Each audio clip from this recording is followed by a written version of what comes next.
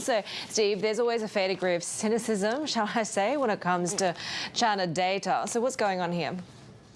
Well, the data hasn't been good of late. Obviously, in the second quarter, GDP growth was 0.4%.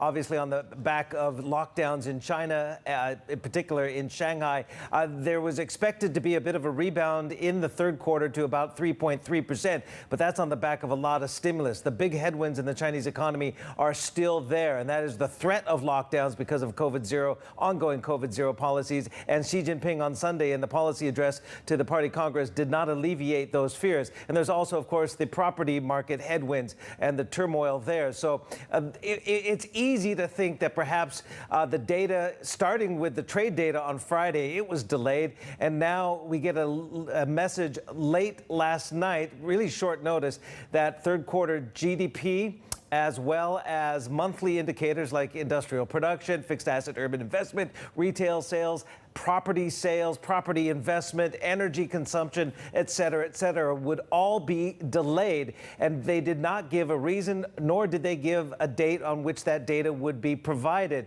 However, Jeremy Stevens, chief China economist at Standard Bank, saying, you know what, it's not a good look for China, but not surprising given the importance of the Congress. Keep in mind, when Xi Jinping gives that nearly 2-hour speech, he's delivering his work report. Just about every single Chinese cadre from all across China, from the provinces and the municipalities, they have to study word for word.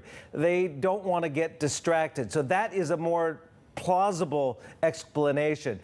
Simply, they didn't want a distraction to this man's words.